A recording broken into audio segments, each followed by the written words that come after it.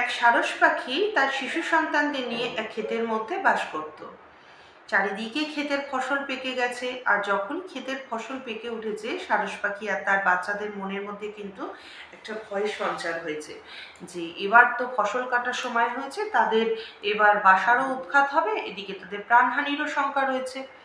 খাবারের অন্বেষণে যখন বেরোয়, সারস পাখিটি প্রত্যেক দিনই তার বাচ্চাদেরকে বলে যায় যে যদি আজকে ক্ষেতের মালিক আসে এবং সে যে যে কথাগুলো বলবে তোমরা কিন্তু মন দিয়ে শুনবে, এবং যখন আমি বাসায় ফিরবো অবশ্যই আমাকে সেই কথাগুলো বলবে।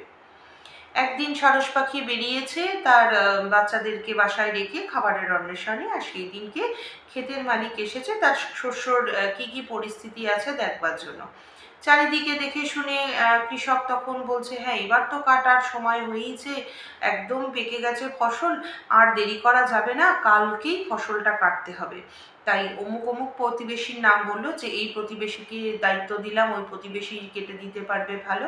তো এরকম অনেকগুলো প্রতিবেশীর নাম করলো যে কালকে থেকেই তাহলে কাটা শুরু হবে।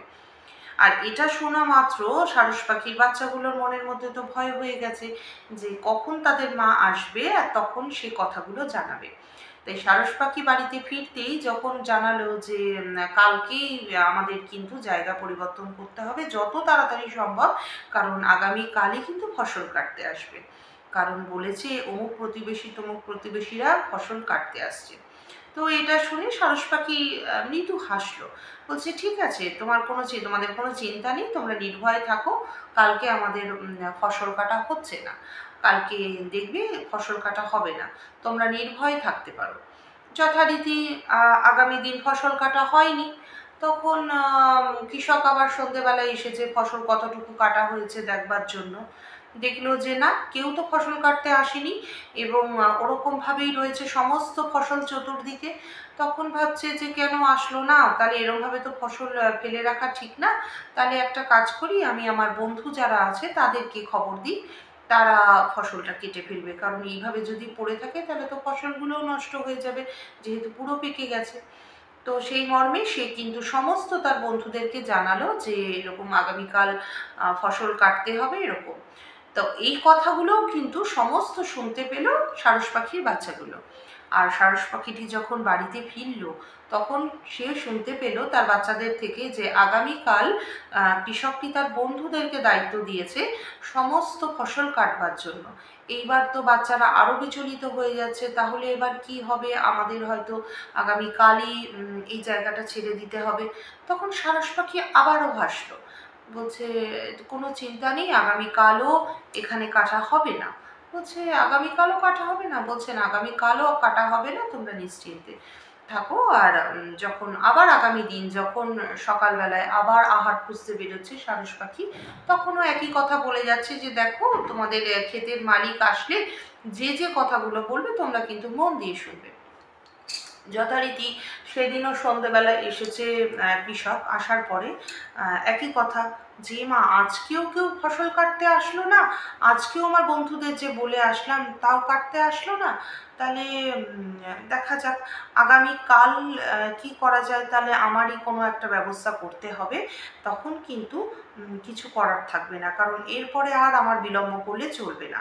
আমার ছেলেপেলেদের খবর দিই, আমার বাচ্চাদের নিয়েই আমি আমার সমস্ত লোকজনদের নিয়ে এবং যারা যারা এই ধরনের কাজকর্ম পারে তাদের নিয়ে আমার নিজেকেও থাকতে হবে, তারপরে কালকেই ফসলটা কেটে ফেলবো।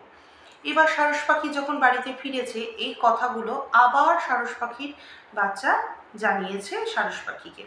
তখন সারস পাখি বলছে কালকে কিন্তু আর আমাদের দেরি করলে চলবে না, আমাদের আজকেই বাসা পরিবর্তন করতে হবে, কারণ প্রথম দিন যখন সে প্রতিবেশীর উপরে দায়িত্ব দিয়েছিল, প্রতিবেশী কাটতে আসেনি, কারণ প্রতিবেশী ভেবেছে ঠিক আছে অতটা গুরুত্ব দেয়নি, ও বলেছে ও আমি কাটবো, না হয় না কাটবো, এরকম একটা ব্যাপার গেছে। পরের দিন যখন ও বন্ধুদেরকে দায়িত্ব দিয়েছিল কৃষকটি যে বন্ধুরা কেটে দেবে, কারণ বন্ধুরাও কাটতে আসতে পারেনি একটাই কারণ বন্ধুদেরও তো ক্ষেত রয়েছে, তাদেরও তো ফসল পেকেছে, তারাও আসেনি কাটতে। তত সময় পর্যন্ত ঠিক ছিল, তত সময় পর্যন্ত সারস পাখি বাচ্চাদের আশ্বস্ত করতে পেরেছে।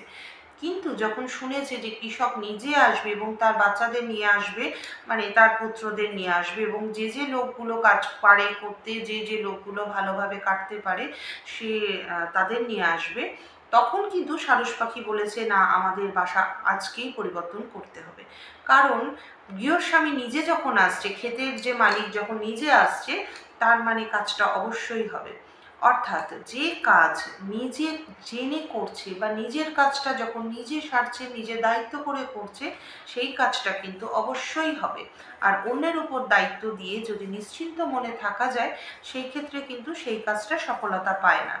আর এইটা শুধুমাত্র সে নিজে জানে না, কিন্তু সারস পাখিটিও সেটা জানতো। তাই জন্য প্রত্যেকের কাজ প্রত্যেককে করতে হয়, কারোর উপর দায়িত্ব দিয়ে নিশ্চিন্ত মনে থাকলে এরকমই অবস্থাটা হবে।